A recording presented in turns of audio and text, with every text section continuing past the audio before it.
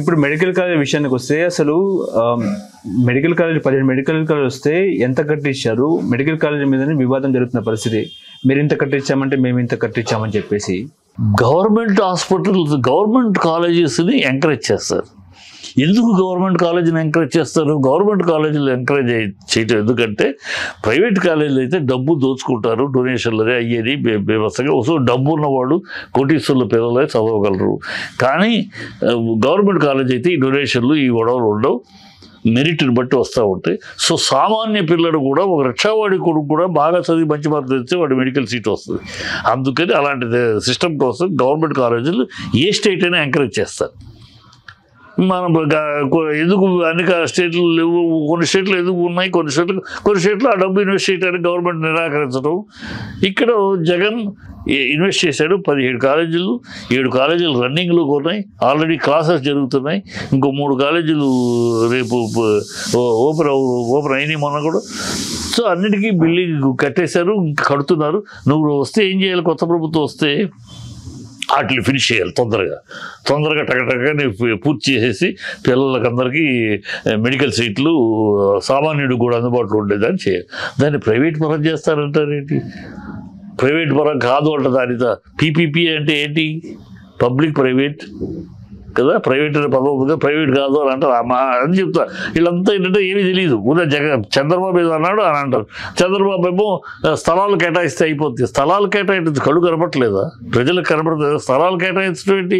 బిల్డింగులు లేసి 7 కాలేజీలు రన్నింగ్కి వచ్చేసినాయి, 3 కాలేజీలు ఇప్పుడు ఎంటర్ అయ్యి రన్నింగ్లోకి అడ్మిషన్స్ జరిగినాయి, క్లాసులు జరుగుతున్నాయి. ఇంకో స్థలాలు ఇచ్చేసి పర్మిషన్ అయితే అంటారు ఏంటండి? అంటే అసలు ఏమాత్రం ఔచిత్యం లేకుండా ఇంత పచ్చిగా అబద్ధాలు మాట్లాడతారా? ఇంత పచ్చిగా, ఇంత నిగ్సిగ్గుగా అబద్ధాలు ఆడేస్తారా? ప్రజలు చూస్తున్నారో తెలీదా? ప్రజలకు తెలీదా? దాన్ని ప్రైవేట్ పరం చేయటం ఏంటంటే నాకు ఆయనకి అంతే. నేను చెప్పాను, జగన్ చంద్రబాబు అనే వ్యక్తికి డబ్బున్నవాడికి దోహదపడే వ్యక్తే తప్పితే లేని వాడికి సహాయపడే వ్యక్తి కాదు అతను. ఈ పీపీపీ ప్రైవేట్ కాలేజీలు ప్రైవేట్ వాళ్ళకి అమ్మితే వీళ్ళకి వచ్చే మూడుపులు వీళ్ళకి వస్తాయి, ఆడు దోచుకుని వాడు దోచుకుంటారు. ప్రజల సంగతి అనవసరం. అసలు ఏమాత్రం ఇంగిత జ్ఞానం ఉన్న ఏ ప్రభుత్వం కూడా చేయదు ఈ పని. అంటే హోంమంత్రి అనిత గారు చెప్తున్నారు ఏంటంటే ప్రైవేట్ కాలేజీలో చదువు బాగా చెప్తారని మాట్లాడుతుంది ఆమె. ఆ మాట అంటానికి ఆవిడకి హోంమంత్రి ఏం మాట్లాడుతున్నావు, ఏం మాట్లాడు, ఏమన్నా ప్రైవేట్ కాలేజీలు చదువు బాగా చెప్తారు. ఏం గవర్నమెంట్ కాలేజీ చెప్పరా? మహామహులు గవర్నమెంట్ కాలేజీలో చదివిన వాళ్ళే. ఆవిడ తెలియకపోతే తెలుసుకోవాలి. ఊరే చంద్రబాబు అన్నాడు అనగానే మనం తాళంగా మాట్లాడాలి. అంతే తప్పితే ఆవిడకి విజ్ఞానము విషయ పరిజ్ఞానం ఉండి మాట్లాడే మాటలు కావయి. విషయ పరిజ్ఞానం ఉంటే ఆ మాట అందా ఆవిడ. పేరుకు హోంమంత్రి ఆవిడ ఏమీ విషయ పరిజ్ఞానం ఉన్నట్టు మాట్లాడదు ఏ మాట చూసినా. అంటే జగన్ కట్టించిన మెడికల్ కాలేజ్లో పిచ్చి ముక్కలు వచ్చేసినాయి, శిథిలావస్థలో ఉన్నాయి, అవన్నీ కూడా అన్నట్టు పెచ్చులు. అదే ఈ పిచ్చి మాటలే, పిచ్చి ముక్కలు కాదు వీళ్ళు మాట్లాడే పిచ్చి మాటలు. అక్కడ కాలేజీలు నడుస్తున్నాయి, జనాలు చూస్తున్నారు, ప్రజలు చూస్తున్నారు, ప్రజలు కళ్ళ కనబడుతున్నాయి. ఆ 7 కాలేజీలు ఆల్రెడీ రన్నింగ్లో ఉన్నాయి, ఇంకా 3 కాలేజీలు మనం ఓపెన్ అయ్యి కూడా రన్నింగ్లోకి వస్తే ఇంకా మిగతా ఉన్నాయి.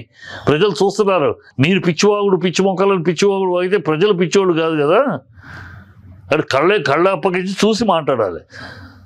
చంద్రబాబు ఏదో అనేసాడు, ఇల్లు ఇస్తే అయిపోతుంది, స్థలాలు ఇచ్చి పర్మిషన్ ఇస్తే అయిపోతుంది. స్థలాలు ఇచ్చి పర్మిషన్లు ఇవ్వటం కాదు నాయన చంద్రబాబు. నీ కళ్ళు పోయినాయా? నీకు కనపడలేదా? 7 కాలేజీలు రన్నింగ్లోకి వచ్చినాయి, క్లాసెస్ జరుగుతున్నాయి, ఇంకో 3 కాలేజీలు అడ్మిషన్స్ అయిపోయినాయి, నీకు కనపడలేదా అని. మీ వాళ్ళు అంతే సరే, నీ చుట్టూ జ్ఞానశూన్యాలు పెట్టుకుంటావు, నువ్వు నీ అలవాటు అది. అజ్ఞానుల్ని అర్థజ్ఞానులను పెట్టుకుంటావు, నువ్వు నీ స్టైల్ అది.